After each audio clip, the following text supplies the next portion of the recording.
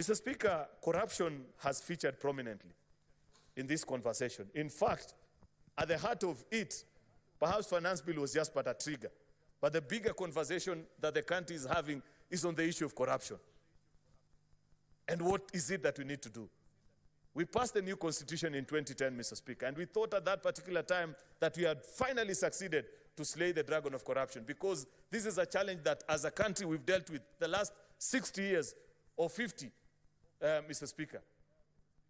But the question that people are saying is that instead of actually getting better, despite the fact that we have created independent offices, Mr. Speaker, it has become worse.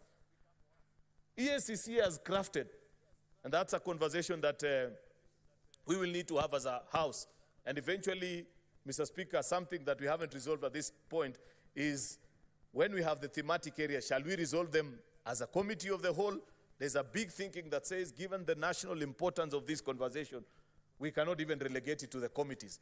There are those that hold a slightly different view, and we will take time to reflect, and I am willing to be persuaded as I listen to my colleagues when they'll be speaking on this issue, Mr. Speaker, whether we deal with it as a committee of the whole. Because we must invite EACC here, Mr. Speaker. And they must tell us, Mr. Speaker, why is it that we are not succeeding? Is it the law?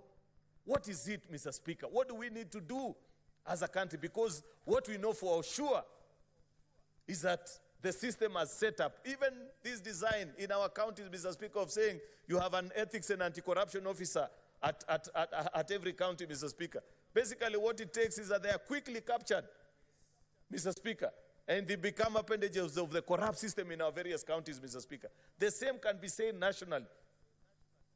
And this issue, Mr. Speaker, if we are to be honest, and I wish that the country also indulges us, is that corruption is not only a problem of leaders. It's a national problem. It's a values problem that we have as a people.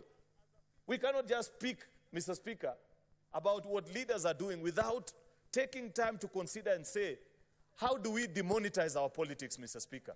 How do we make politics less influenced and infiltrated by the power of money, Mr. Speaker? Because unless and until a country has that conversation, Mr. Speaker, I am afraid we are not likely to win this conversation. And part of the proposal that must come out of here, Mr. Speaker, is the process of removing money out of our politics, Mr. Speaker. That has destroyed the fabric of our society. And I like the fact that listening to the president the other day, he said, and this is something that, a conversation that many of us have had many times, that even this issue of Harambee is the way it's being done, Mr. Speaker, this presentation of resources, Mr. Speaker, that perhaps it's time to ban it from us as public officials, so that when I go before people, I tell them about policies that I have made to make their life better, not the 2 million shillings that I'm carrying in my car to give them to build a classroom for them, Mr. Speaker. That's a challenge that we must be willing to accept. Because, Mr. Speaker, until, and I must repeat, until we demonetize our politics, Mr. Speaker, and the space of influence, it will continue to be a gold rush and the desire, Mr. Speaker, on every member. You know, people don't know that the cycle of and the life of a politician in this country, it involves running Monday to Thursday, collecting as much as you can, only to go and spend it on Friday to Sunday. And in fact, most of that money, Mr. Speaker, it doesn't even get to the houses of these members. People don't know. If a member makes perhaps $1 million within a week, they'll be very lucky if 100,000 makes it to do anything in their house. 900 of that money goes back to the constituency. Therefore, we must remove that demand. And this desire to see members of parliament and politicians and people who are in public offices, Mr. Speaker, as if they are tools for pushing resources and money. Until we do that, but that's just the effects.